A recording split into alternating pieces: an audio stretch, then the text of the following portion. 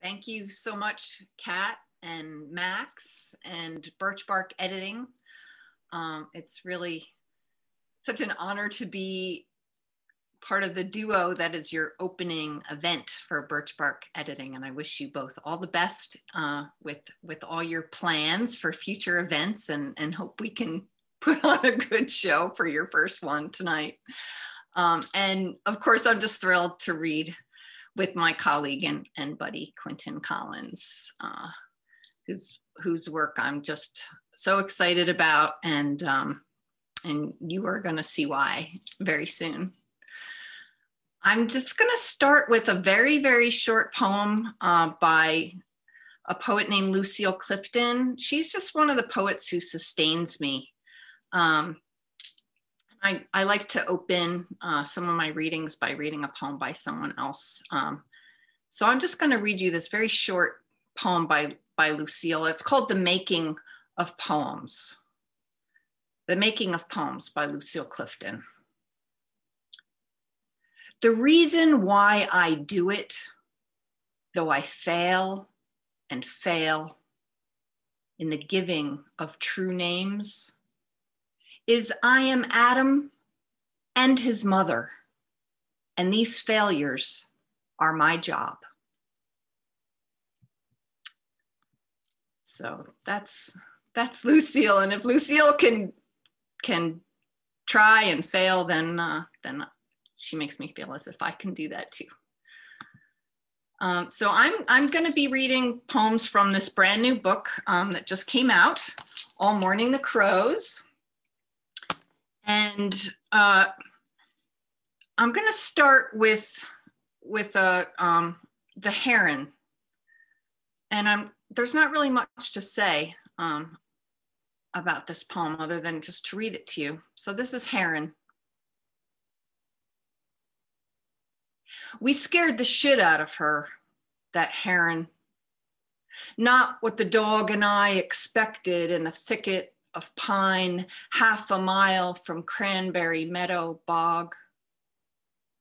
The bird hoisted herself into the air, left a streak of white like a run of watery paint across the rock she'd rested on. She crashed her way through the forest, wide wings cracking boughs that tore at her feathers as she fled. Fear can make any girl oblivious to branches shredding her arms and legs as she makes her escape, say, from a man running after her with a brick. That's so far in the past. But she was the one who believed love could change a drunk until she saw what he held in his hand. Enough. Now I simply pity that girl and the heron who couldn't know we meant her no harm.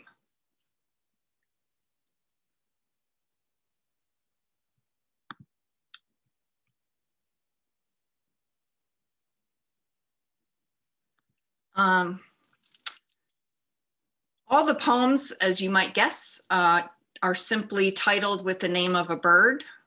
And my first inspiration was a book called 100 Birds and How They Got Their Names by a woman named Diana Wells.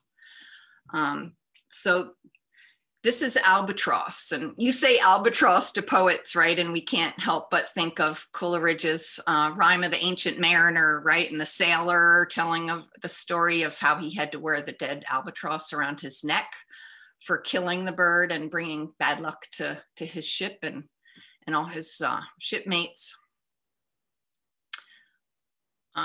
Albatross. Forget sailors. You never trusted them. Though the one who approached you on the beach spoke to you as if you were a woman, you in the new bikini none of the boys back home had noticed. He and his friends could have put an end to all that was good in you over behind the boulders at low tide. You sat with them in a circle playing gin. They smelled of salt and sweat, and you were too flattered to flee, though the constant surf said, leave, leave. When you finally said you were 15, they stared at each other over their cards, and that was the last game. They picked you up, sat you down where they found you by the sea, like a piece of glass that needed more time in the waves before it could be called beautiful. They were good sailors. You had asked if they knew the poem, but when they shook their heads no, you let the story go, looked down at your hearts and spades.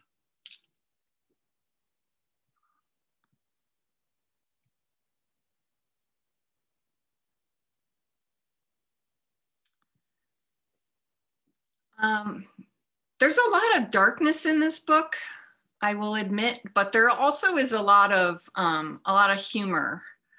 Some of it kind of wry humor, but there is a lot of humor sprinkled throughout the book, and this will show you a bit of that, I hope.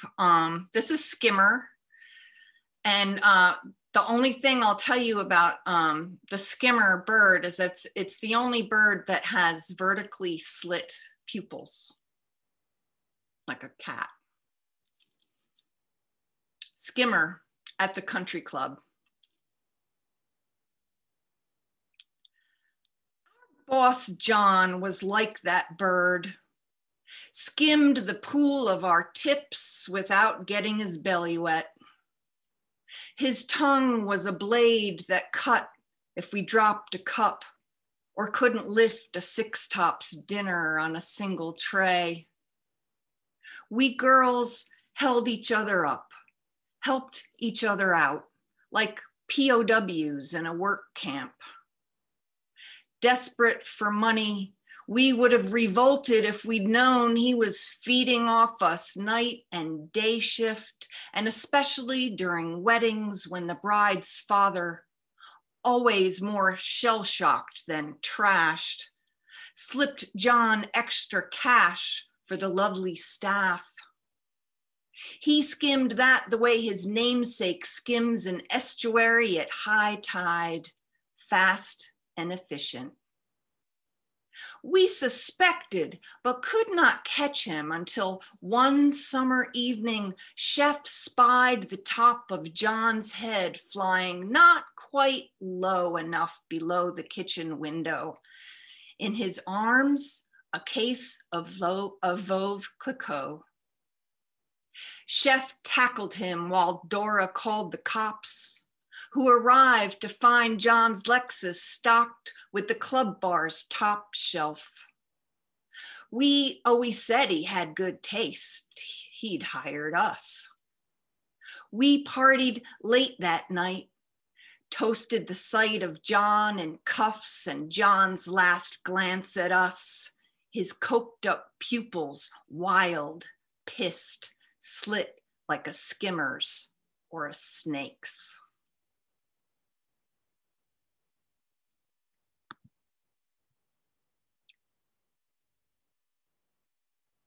Let's see, I think the next one, yes. The next one is Parrot. And I wanted to read this because it was one of the poems that Kat had tweeted out there in Twitter land. It's kind of an ode to the parrot. And just a couple little things I'll tell you that I learned from 100 Birds and how they got their names is that prostitutes in India reputedly carried parrots. That's how you knew that they were a prostitute. They had a parrot. And parrots were thought to be the original companions of Adam. And I thought part of the reason why I picked that Lucille Clifton poem was her mention of Adam, and I knew I would be reading the parrot poem. So Adam's original companion. And of course, they're wonderful mimics, parrots. Parrot. You are not a sudden shadow, squeak and blood on snow. Not the rush of wind and swoop, burst of feathers in midair. Whore's companion and Adam's first bride. Parrot, you are honey-tongued lover and the dog's wide yawn. You're the mower's green grumble and the cowbird's song. Oh, you mushy-hearted fruit blue macaw, your brilliant clown joy is contagious. Give us your butter-throated warble, your coy bell canto, and ring-tone echo while we madly pat our pockets for our phones.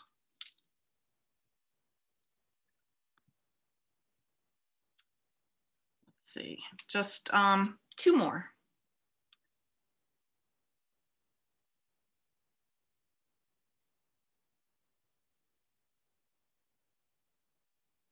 And where is, so equals, where's my mourning doves? Here we are. This is mourning doves. I lived in Manhattan for about 12 years. I'm from New York State. I was born in Manhattan, and then I grew up in New York's Hudson Valley.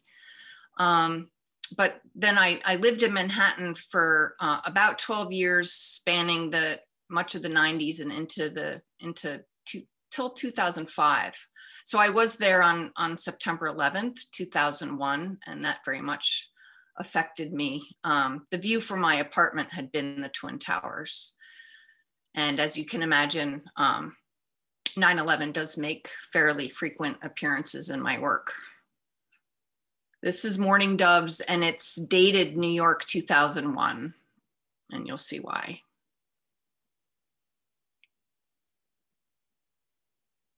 Mourning doves, wake me, one pair resting on my 12th story sill, billing and cooing. Get up, said my mother in a dream. There is much left to weep over. Sleep is for the dead. She should know. Here in the dead, here in the city, the dead are the air we breathe. Bits of paper, they ride the breeze. Musical notes, they fly down the mourning dove's throat, rise again as dirge. Only music can mine such sorrow. My mother never could carry a tune. Now my doves go quiet as a hawk rides the thermals between the ghosts of Tower 1 and Tower 2.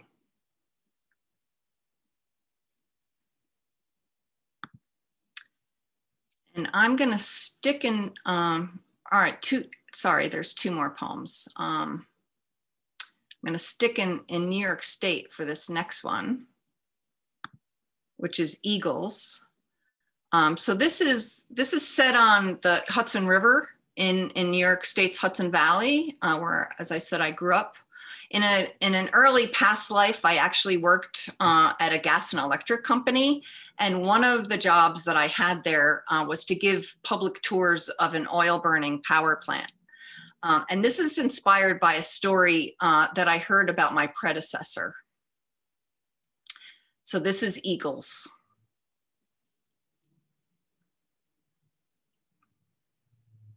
From the power plant roof, they can see north, Poughkeepsie, lights on the bridge.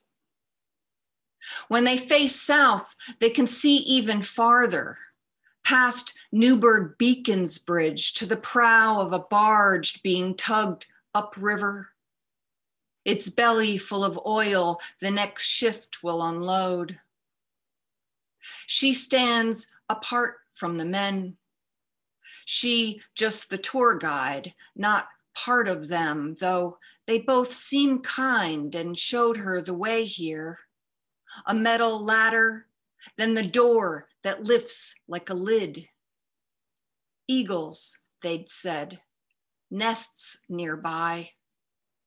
Morning's a show as the birds ride valley air, scanning the Hudson for striped bass or shad or whatever is running. Maybe none are hungry today. Unlike the insatiable machines below, boilers a story high. The turbines' ceaseless spinning make a whole city go. What she tells the school kids and Boy Scouts earning badges. So every time they flip a switch, they think roastin', think Dan Scammer, the plant next door named for the Dutch who sailed up the river, spotted a whorl of Indians on that point of land and called it the Devil's Dance Chamber. Dan Scammer, spewing its blackish plume, never officially smoke, ever. Max lights a spliff. Pablo shakes his head no, but Max says she won't mind. The smoke's sweet punk makes her quiver. Max says he's seen an eagle dive, then burst from the surface, eel a live rope in its talons. Pablo takes a toke, offers the joint. Max remembers she's done this before. Wasn't she here with the coal burning boys? Quite a party, they'd heard, her face streaked with soot. She stops mid-drag, already the pot's ruffling the edges of her brain. She takes a full hit before handing it back. The kids who come here think the eagles are bald, she says. It's just that their head feathers are white. Max waves the joint. She's as smart as they say. Her head's all a whirl, but she's ready to run. She's lean and lank and faster than they. The door's right behind her, shut but not locked. Her brain a flag unfurled, heart all flutter and angst. Max flicks the roach, turns to the river and points. At eye level, 3 eagles circle, then soar, as if racing the train on the opposite bank.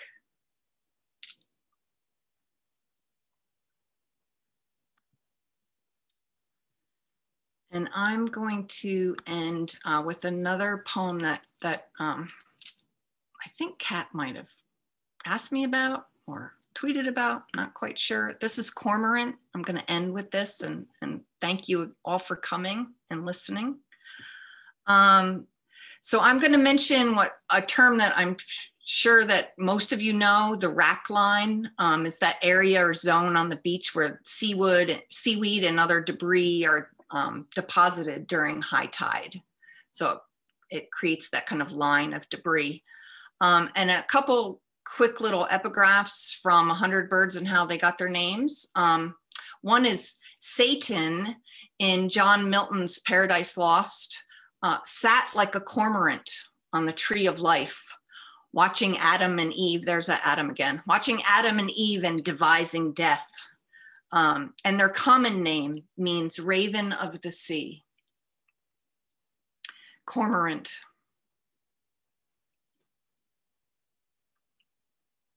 Luminous as an oil slick in the sun. This morning's cormorant rides out low tide on a gray-green rock you couldn't see an hour ago. When the bird first surged from the sea, you thought snake, something tunneling down its length like a vole, not vole, crab. Then the shoulders, massive, mythic, snake on raven's back. Better, Milton Satan in a tree, tempting you. Its gleaming wings spread like great leaves to dry. There was a time you would have given in. You would have said yes, swallowed anything. Later, you would have woken cold, tangled amidst the seaweed and slime. That's where he found you, your beloved, one morning like this, walking the rack line. Thank you, everyone. Meg, that was absolutely wonderful. Thank you for bringing us into what one of our viewers, Betty Reed, called beautifully compressed stories. And each poem, I must tell everyone who is not familiar with your most recent collection of poetry, each poem is a beautiful story. Each one highlights a bird. And as I was telling Meg earlier, I had to stop reading them. I was just so overcome. And then of course I picked them up and then just fell deep into a well of emotion. Okay, so we're going to hear from Quintin next, and he's going to read some of his poetry. You're on, Quintin. Thank you, Kat, and thank you, Max, as well, and Birch Editing for putting this together. Thank you, Meg, for opening not only with just some amazing poems of your own, but always bringing Lucille into the space. One of my favorite poets. One of the few poets I consider putting their words in my body as a tattoo. That's how much I appreciate her work. So I'm gonna have two threads tonight. The first thread is gonna be a few poems from the book, right here. And then the second thread is gonna be a little bit different. And that's one I'm gonna kick off inspired by a poem that Kat requested I read tonight. So this first poem is called The Chicken Wing Speaks of Love. Maybe you don't understand what it means to love with hunger, to pull apart and gnaw goodness veins hooked in your teeth.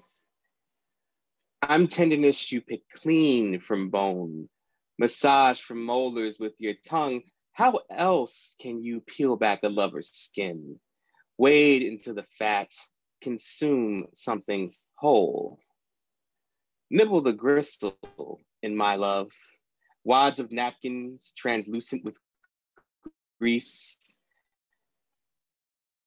Split me, drumette from wingette, undress me, breading from tips, devour your palate, lemon pepper purified, tongue mild sauce blessed. Don't you know love is messy? How can you not crave this filth, a love that leaves a pile of bones? And it's funny, I wrote that poem in response to an old coworker who said he doesn't like eating chicken wings because they're too messy to eat in public. And I was like, you've never been in love before, so I'm gonna write a poem for you. And keeping with that same thread, this one's called The Barber Chair. And this is good in light of the conversation of no trips to the barber for a bit. I haven't been since December 2019. And the most I've had is I let my wife shave my head at one point in the pandemic, and hasn't happened again since. So this is The Barber Chair. At the neck nape, hair clippers coo, susurrations as they spill hair, tingle trickles down to toes, brush massages loose hairs from scalp, every atom rocks into a tide. Daydream drifts, eyes flicker like the box television that plays Friday on BET, static rippled lull, barber cup chin, fingers center the forehead, across the hairline he charts a path, squats, lips align for a moment, he takes a call from his wife. He teases through receiver, he hangs up, unsheaves razor blade, edge cruises skin, he cuts in on a veteran story of women in Vietnam who bathe men with their bodies. Curiosity erect, all men listen. Every clipper holds its tongue. Ears warm, head cold and unfinished. Blade clean and remains so until the vet leaves. Stories wet in every mouth. Playboy play-by-play savored like the vet savors his past fuck. Blade gripped. The barber leans back in. Geometry whispers to hairline, then throat. Elsewhere, only a woman gets this close to your blood. It's one of the things I love about barbershops. We try to act so tough and manly, but like, we're just all being there, non-masculine, enjoying all these things together. It's great. Barbershops are great, complicated spaces. And so now we're going to shift gears a little bit within this thread, and this is going to go to some adolescent love, which is a huge part of the first part of the book in terms of gaining the sense of belonging within your community and a space of a certain kinds of ideals of masculinity and what that has to mean. So this is called Heartbreak on Wide-Ruled Notebook Paper.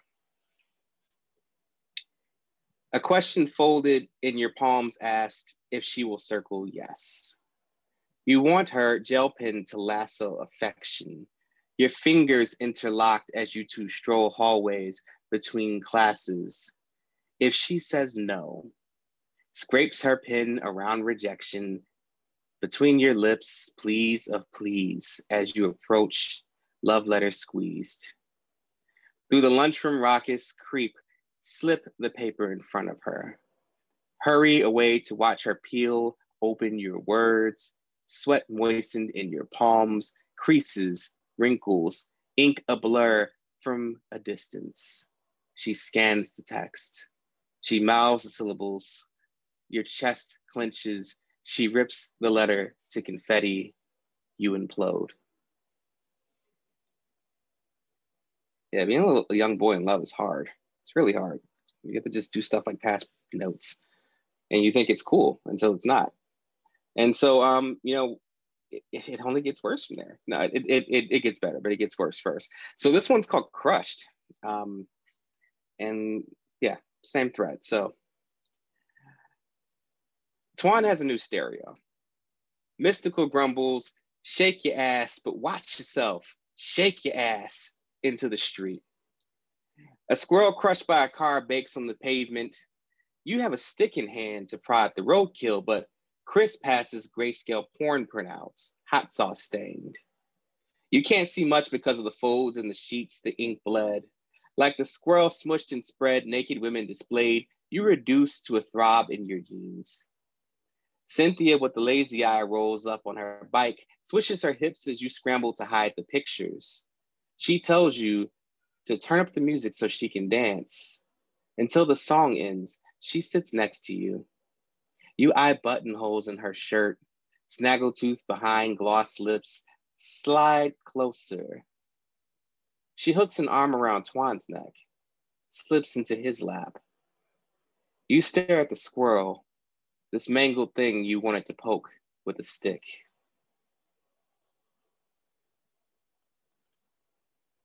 And this one's called Fool's Mate. So for folks who are unfamiliar with chess, this is, as far as I still know from my chess knowledge, like the fastest way you can lose. And it's a terrible blunder if you lose in Fool's Mate. You shouldn't do that after you learn how to play for a bit, but it's the fastest way you can lose. And it's only 4 moves. Fool's Mate. You push a white pawn to F3. The first move prompts the breach, an opening like your mouth the day your crush lets you taste salt in chocolate cake on her tongue. You skipped chess club that day. She invited you to eat a slice. It was from KFC, but you didn't care. Her mother wasn't home. Finger on your queen, opponent's black pawn pushed to E5 to set up the exploit. You reconsider. Shift a pawn to G4. The clock tapped, minutes past school's end. Time you could tell your mom that you were at chess practice. Seconds that slipped like your mouth into this girl's. She had a boyfriend, but pinned you to the couch as the night rose. As the clock ticks, the black queen slides to H4, checkmate.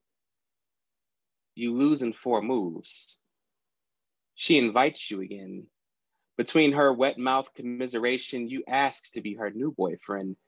She asked you to resign from chess club to spend more time with her. You concede, king in her lips until next week when she castles over you for the boyfriend she never leaves. Yeah, it was rough. It was rough being a teenage boy. You learn a lot though. You learn a lot. And so now we're gonna hit that second thread. So I'm gonna start with this poem called Rules for Conducting Yourself in the Museum of Fine Arts, Boston. This was one that almost made it into the second book, but the voice was different from what I was working with, but it still holds a special place for, sadly, all terrible reasons. And this is based on an incident that actually happened at the museum a little bit before COVID, I think, hit, where there were some students of color in the museum who were being harassed by other patrons for not acting the way that these other patrons wanted them to act. And the museum's response was pretty poor, which was not to be unexpected. So yeah, this is Rules for Conducting Yourself in the Museum of Fine Arts, Boston. Do not touch the paintings. Turn off your flash if you plan to take photos. In the exhibition hall, no food, drink, or watermelon. Speak at low tones to avoid disturbing other visitors.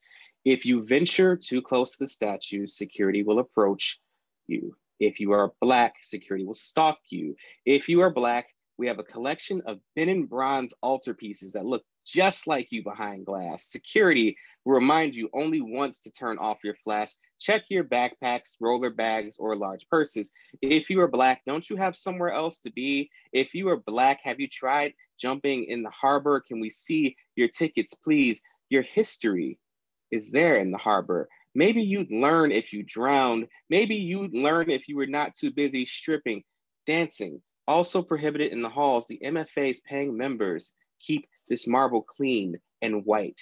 The MFA's paying members are upset they cannot enjoy the art in peace. If you are Black, we could display you under the spotlights. We would touch your bronze, thrust a finger into your nostrils. Do not evade your security guard. If you are Black, show us your ticket. The terms and conditions explain you belong in Roxbury, Mattapan, Dorchester, or the dirt. Not here, not unless you sculpt something nice for us before you leave. Or just leave your bones for us to build a new exhibit. And so I'm going to end with two poems that are part of a series of three. And these are in the new book that's coming out next year. And I want to read them, one, because like this is an inaugural event. So I feel like I want to do something special because I'm so privileged to get to be a part of this. But also it's very timely. So Disney just recently released its Falcon and the Winter Soldier series, where we get to see what it's like being the politics of being the new Captain America and you're Black. And this is a kind of concept that's been covered in the comics a lot. And I very recently, in the past couple of years, got into it. And I wrote these poems, which are contrapuntal sonnets that are between different Black Captains America and Barack Obama. And the general premise is discussing the idea of what it's like being Black and representing America. So I'm going to read two of the three, and I'm going to read them in both of the ways you can read each one. And the first one is Isaiah Bradley, who was the first Black Captain America, who within the comics universe is kind of like this legend that only Black characters know about, because his role in doing things was buried to hide what essentially was experimentation on Black soldiers. I too gave America residence in my body. I draped the flag across my skin. I held the shield for all my dead brothers, and look at its weight on my bones. They count my grief as gray hairs, how the mantle stole my years, how I cut my tongue on the stars, how the stripes bound my fist. And what remains of this Black man branded a legend? In my dreams, I revisit the blood I paid to be a symbol, the sins I hid, tucked into the uniform like a tie, like my ancestors tucked beneath the soil in my feet. I don't fight to covet this dirt or the borders that claim it. A White House or monuments mean nothing to my name. I'm history you don't have to dredge off the ocean floor. I'm flesh vivisected to show this country a mausoleum of stolen people. I'm willing to die for its freedoms, kneel before its polyester, believe I can salvage these tatters. Make a state of my body, pin a star to my chest, call me captain. I too gave America residence across my skin. I held the shield, and look at its weight on my bones, how the mantle stole my years, how the stripes bound my fist, branded a legend in my dreams to be a symbol, the sins I hid, like my ancestors tucked beneath this dirt or the borders that claim it, which mean nothing to my name. Off the ocean floor, I'm flesh. A mausoleum of stolen people. Kneel before its polyester. Make a state of my body. In my body, I drape the flag for all my dead brothers. They count my grief as gray hairs, how I cut my tongue on the stars, and what remains of this black man. I revisit the blood I paid tucked into the uniform like a tie, the soil in my feet. I don't fight to cover the White House or monuments. I'm history you don't have to dredge. Vivisected to show this country I'm willing to die for its freedoms. Believe I can salvage these tatters. Pin a star to my chest. Call me captain. And so this next one is Sam Wilson, and Sam Wilson is the Black Captain America who's covered in the new show. He's not the most technical, most recent, but for him, the nature of his conundrum was not only being called Captain America in the sense of being another American super soldier, but he's actually passed the mantle from Steve Rogers, who is, if anybody knows about the comics, is a blonde-haired, blue-eyed, quintessential white American. And how he has to deal with like what that means. And so this one is Sam Wilson in conversation with Barack Obama. Another old white man tires of his office. He threw America like a weapon, liberty slung on his back so he could pose, hands on hips, chest puffed, eyes to the sky. Now the chainmail of his war slumps his stature. He bestows the shield and a world on fire into my hands. This mantle of savior, as if I already didn't have a name. As if my wings never took flight. How many teeth shattered as this metal launched into a mouth? How much blood did he rinse from the stars and stripes before he conscripted his burden to me?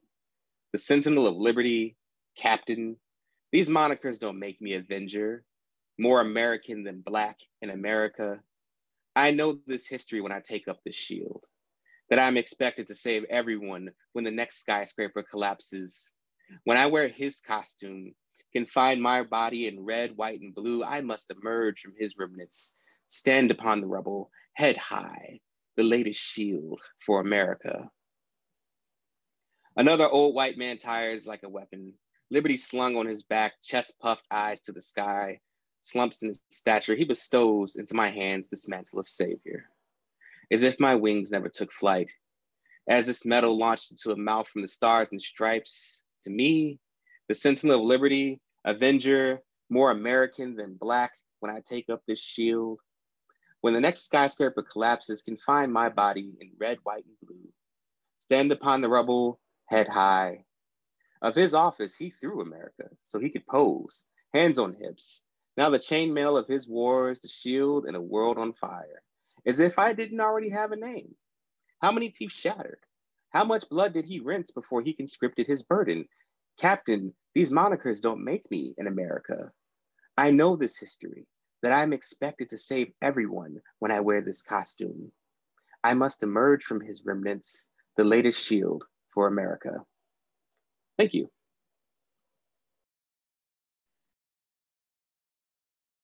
That was marvelous. Thank you, Quintin. I almost don't know what to say and would like to find a corner and just sit quietly and think about all that you've read. Thank you, both of you. First of all, I encourage everybody in the audience, buy these books. They're marvelous, and even better, buy a couple of copies of each one and then pair them and give them to people as gifts. They make a nice, a nice packet.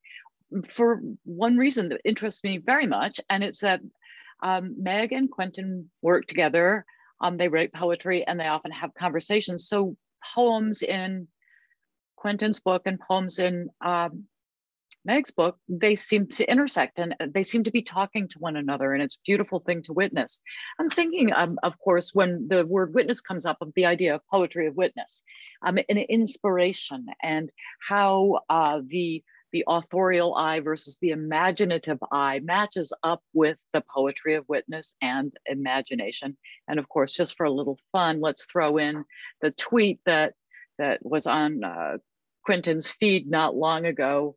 received copies of his book, now wondering various ways to say the speaker in the poem isn't necessarily the poet for every detail. He was a little worried about his family and people he knew responding to his poetry. So if the two of you would take a moment to just sort of, spit out an answer to that long question, I would love it. I can start, given I'm part of the inspiration for it. Yeah, that's a weird feeling. I have a lot of poems about, being a young boy in the black, a very black suburb of Chicago. And, part of, that space is confronting the ideas of what masculinity meant. Masculinity, intimacy, and sexuality as well, because that's the period you're going through. I'm just like, oh man, my parents are going to read these poems and like, they're going to learn some stuff.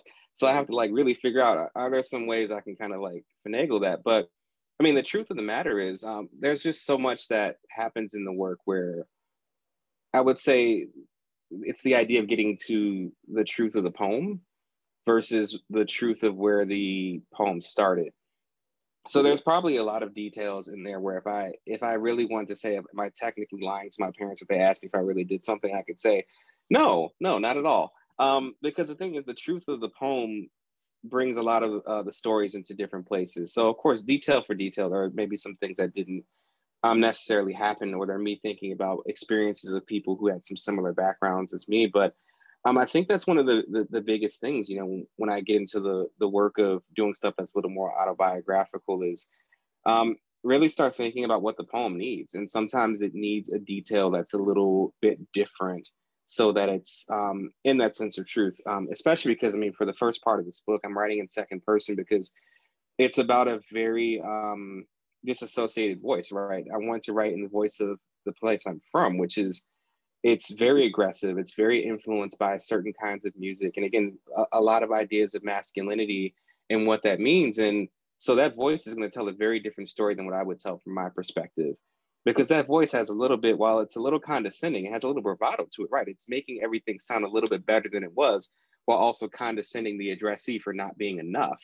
And so, yeah, I think that's probably the biggest place where there's that disconnect, right? Is I had to basically very much dig into the voice of the person I was trying to be for so many years of my life to tell the story, to also interrogate some of that too, right? This idea of, there's good things that happen in the first half of this book. Don't believe me. There's some good things that happen in boyhood, but there's a lot that looking back, like, yeah, I really wish I had some better role models, what it meant to, be, a boy growing into a man and be a person. And so this voice is supposed to bring you that to the extent that you feel a little bit disgusted by it, but it's the sense of everything that's around it and how it very much compresses in on an individual. So yeah, I think that's for me the biggest place is all of that is taking from the real truth and moving into the truth that the poems need to tell for the story to be what it needs to be. Meg? They say that it's a curse to have a poet in the family because we tell all the secrets. And that could be true in part, although like Quintin, I make a lot of things up in order to tell an emotional truth in the poem. I can remember though, let me go back. So I grew up the youngest of 3 adopted children, and I realized at about age 12, when I wrote a poem, because I was already writing poems by then, I wrote a poem in which I was wondering about my birth mother, and I read that poem to my mom. And she was always, very encouraging of my writing. And she must have said something like, "Oh, that's very nice, dear," before she literally like ran out of the room. And I learned 2 things in that moment. One was, hey, this poetry stuff's really powerful, just made mom run out of the room. But also I realized that I had just entered taboo territory in terms of subject matter. And I kept on writing poems, but I didn't write anything related to adoption or being adopted till I was in my mid-20s. And so you know, I've spent a long time trying to kind of regain that part of myself and that voice and tell that story. And usually it comes by putting on a mask, right? Because that makes it feel more safe for me and maybe for people involved. You know, if you put on a mask, and you know, you can say a lot of things through the voice of, say, the family dog that you can't say yourself. And everybody tells the dogs their secrets, right? So I think, you know, that's part of the power of metaphor too, as you know, like for me with this book, the birds have become this kind of vehicle through which you can both kind of get away from the eye, but also delve into some very sometimes personal material, or you know, material that you are, you know, it is, I think, witnessing a lot of stories about, you know, violence against women and against creatures, your fellow creatures, usually by men. So yeah, I guess that's all in there. Well said, It's Meg. a great. Go ahead. I was just gonna say, Meg, I like what you said about getting away from the eye to address some challenging subject matter, because I think the first, like writing this book, when I really got into knowing what I was going to write, was the first time I had written about a lot of things. I had an epiphany of many that came along the way, but like there were a couple of major ones, and one of the major ones was like, I'm not writing poems about me. And I had come to realize, I was like, wow, I need to go and like get a shovel and like dig up some trauma, because like there's a reason I'm trying to not write these poems. And I think that for me, the second person was not only like a device that was strategic, but it was a way I could write about some stuff I hadn't ever written before. You know, I mean, I think about there's a poem I have where I have a mention of like telling my father, you know, like what it's like getting bullied all the time. And, you know, my father's typical response is like, well, why don't you fight back? Why don't you do this? And trying to explain to him that makes it worse. And I had one instance of my life of having it get worse because I spoke up. And, you know, that's something I never really addressed before, right? That was like a thing. I just found myself unbearing so much as I was writing. And I think that, yeah, like that nature of strategy really helped me work myself into it. And I actually did want to ask Meg, in terms of like, you know, you mentioned the birds as a prompt. And I love that you have your introduction, because that's gives so much of a world into how much you thought about the source material you're working with to start. But what were some of the decisions you made in terms of like, okay, I have subject matter, I have my prompt, and then how much is my prompt going to be the poem and how much is the subject matter going to be the poem? Like, how did you draw that balance between the image and all the context that you had that came with it from this book and what you actually want to write about in the poems? For people who didn't catch on, this was my prompt, really. So 100 Birds and How They Got Their Names by Diana Wells. And I just started out just to get myself writing. I said, okay, I'm going to write 100 poems. You know, I'm going to start with albatross, right? And work my way, you know, to woodpecker or wren. And so I did that. I wrote 100 poems and I just set it all aside. And then I wrote another book, and I came back to these poems like 2-3 years later.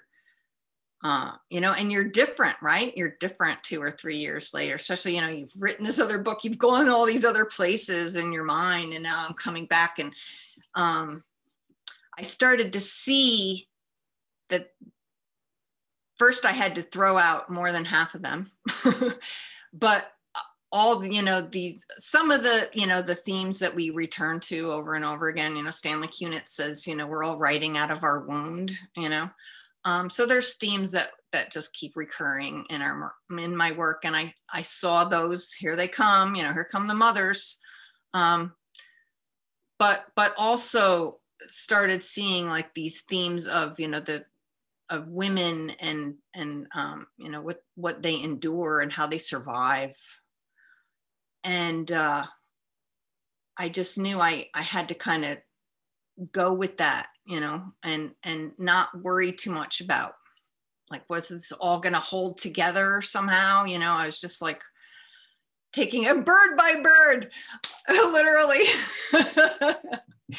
That's another book, so a lot of you will know. And it really wasn't until I felt like I can't do any more with this. I think I've got like, I ended up with 52 keepers, you know, 52 birds.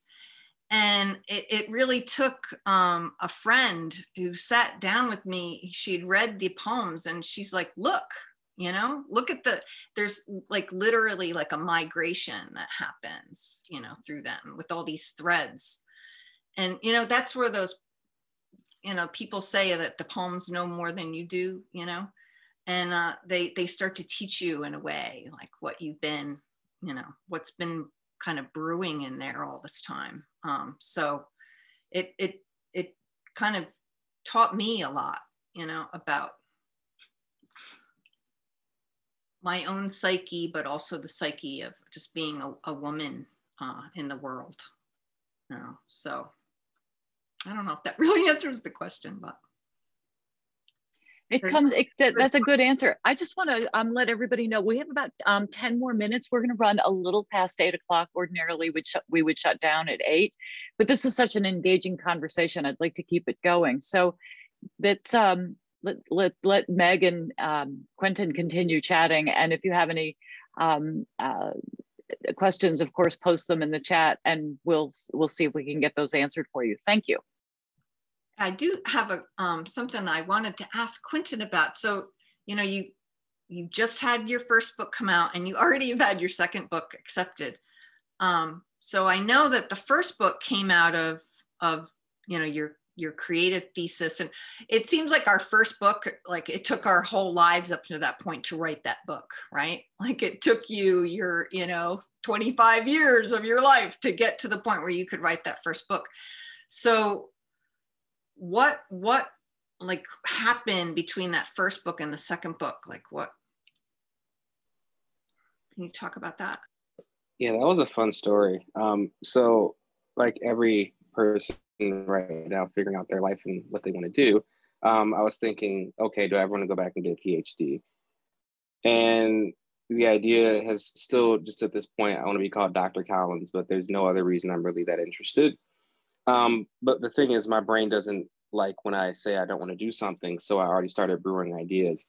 And the entire concept for the second book came from a workshop I was in with Chrysanthemum Tran for Mass Leap, which is a youth poetry organization here in Boston. And the workshop was about essentially like some pedagogical considerations when working with trans students in a workshop. And one of the poems we looked at was J. Jennifer Espinosa's The Moon is Trans. And after reading the poem, I was just like, I was so befuddled, because I was like, I like this poem, but I just couldn't understand like why the moon. You know, like I was so curious as to why this poem needed to exist. And I think this is around the time that there was like a thing going around the internet where like the Babadook, the character, the Babadook from that film, became like a gay icon, right? And I was just like, where did this come from? Like, I'm intrigued, but I was like, wait, like, where does this happen? Like, how does this start and why?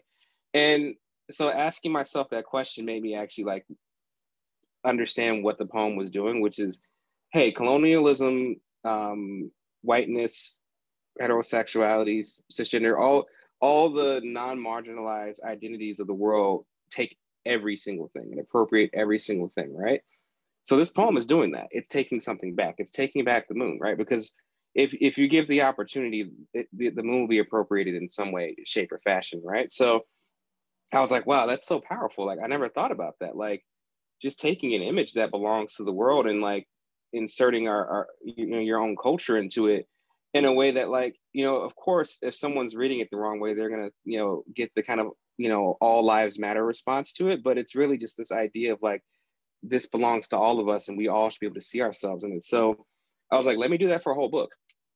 And essentially the second book kind of came to me with that idea. I was like, I'm gonna sit down, I'm gonna make a list of a bunch of things and a bunch of places and a bunch of feelings And I'm going to put the language of Blackness on all of them in overt and some covert ways. And I was like, all right, I'm going to hang on to this because if I want to get a PhD, this actually seems really interesting for something to do as a dissertation. And then I think it was 6 months after I graduated from Solstice, and I was still shopping around Dandelion Speaks of Survival. And I had gotten like rejected like 20 times at that point on that. And I was like, you know what, whatever. I'm gonna go ahead and start writing it because it's ticking around my brain and I can't stop. And I spent all of 2019 and then a good portion of 2020 just writing the poems. And, you know, some of them are very Boston based. It's my first book I've written that's Boston based since I've lived here for the past 5 years. There's some Chicago stuff in there from the area where I'm from, but it was everything. And then of course my daughter was born and I was like, I'm not going to write dad poems because, you know, I need some time to feel into that. And then she's just everywhere. And I was like, well, hey, she's like one of the greatest reclamations I have, right? Black fatherhood is just like something we're not granted in this world. So I was like, yes, I have to claim that in this, in and throughout this book. So yeah, it really became what I like to call an obsession where I'm continuously writing. I'm currently in my third obsession with this third manuscript. I'm just like churning out poems for during National Poetry Month because I'm like, I have to do it while it's here. And I think that getting into a rhythm again, like I haven't really written this much since the pandemic started. And so I'm like, if I'm obsessed, I'm going to take and grip it now while I can. And maybe, just maybe, I'll write a good book out of it again. Maybe not. It might end up in a drawer forever. But I think that's just kind of the way I got to go sometimes. And this first one was very much strategic. You know, it was when I had a task before me, I had to graduate. But two, like, you know, Meg said, I had years and years to brew on that and to think about what this meant for myself in terms of identity. Whereas the second book it's more communal. It's a very communal book by comparison.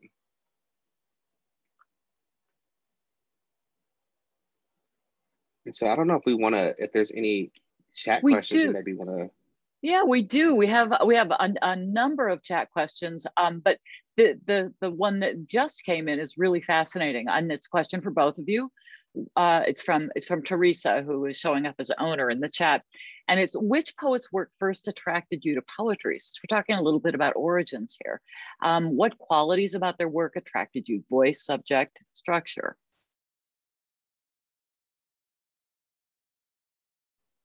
I'll go for that one. So I actually got into poetry probably around the same age Meg did.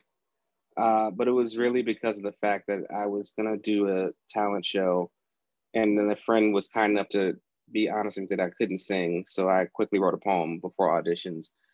And at the time, my experience with poetry was like a lot of kids, like you read a bunch of stuff you can't understand and no one takes you through how to understand it so you can appreciate what it's doing.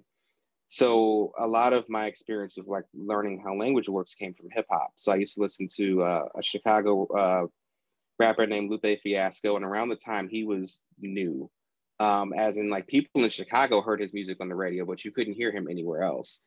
And he did some amazing things with sound and wordplay. So like he'd have a line where there's like 3 different meanings jammed into one line. And also it sounds amazing. And there's like a lot of puns and things and a lot of punchlines. And I was like, this is cool. I want to do that. And so that was essentially how I was writing all through high school. And then when I got to college and undergrad and I decided I wanted to be a writer instead of a psychologist, my first mentor, Mark Turcott, he had me like do office hours. You know, it's kind of like everybody comes in for office hours, you know, at least once.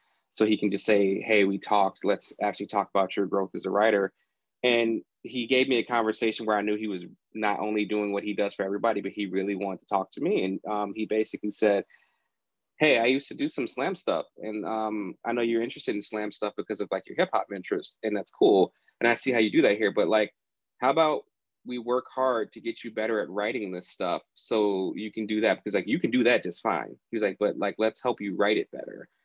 And so one of the first things he gave me was a book that was Black writers from Chicago, various genres.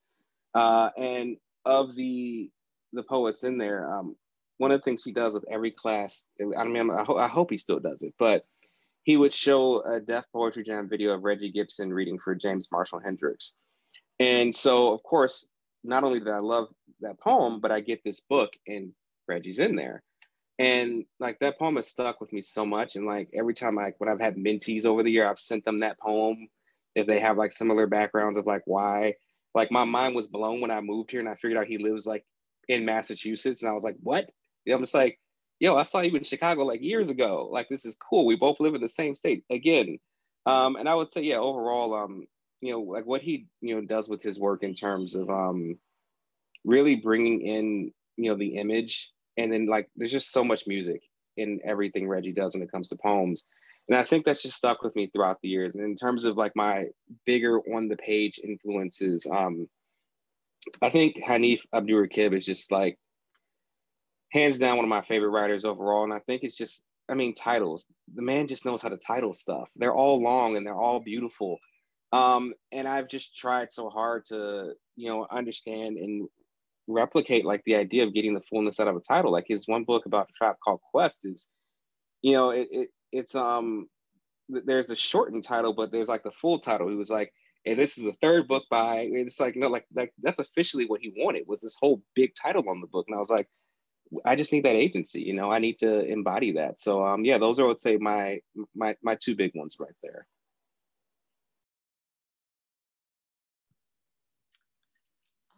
I was lucky in that I grew up in a house filled with books and with parents who read to me before I could read myself. And then it was really, once I started being able to read and write on my own, I'm just like Quintin, you know, just one of those people who has the gene, you know, like you have to do it. But I started writing short stories when I was about 7. And that's when I declared I'd be a writer when I grew up. And then I turned to poetry when I was around 12. But, you know, I guess we all have poetry in our lives, even if it's just the, you know, the songs that kids sing, you know, jumping rope or you know, playing games outside. But we also had, you know, like the golden books and the children's books of verses and nursery rhymes. And I still have this amazing big picture book, illustrated copy of the Odyssey up on a shelf here, you know. So those are the kinds of books that I was privileged to have in my house. So, you know, probably right on through undergrad, college, I wasn't really very aware of the fact that there were like living, breathing, you know, poets in the world. I thought they were all these, you know, dead white guys, but I was in love with like Hopkins. I'm still very much in love with Gerard Manley Hopkins. But I loved the Romantics, you know, and Keats especially. And I loved the, you know, the Irish poets for their music. But when I was 25, I went up to the Frost Place in Franconia, New Hampshire. And that's when I discovered a poet named William Matthews, who became my mentor. And he just blew my mind, and Heather McHugh. And that's when I also started discovering like Cornelius Eady and Lucille Clifton, you know, so many of these living, breathing writers that I didn't know existed. And so, you know, I have piles of, well, here's some poetry books, you know, it's just, that's what we do, right? Is that we just, I try to do what Ellen Bryant Voigt is a wonderful poet who has this, you know, advice that she gives to writers about, for every poem you read, you should write 100. And I love to tell that to students, and I try to follow that myself. So try to read widely and deeply, and you know, it's all a conversation really that we're having with each other in the end, even if it's spanning, you know, conversation with somebody who lived a few hundred years ago, or somebody who lives, you know, somebody like Quintin, who I love to talk with about poetry. And we love to talk to both of you. This has been fabulous. I am so sorry to have to call an end to it, but I want to be respectful to everybody and keep with our timeline. But as we bring this to a close, I want to thank all of you for coming. I especially want to thank Meg and Quintin for agreeing to be our featured writers for this launch of Birch Bark Editing's In Conversation series.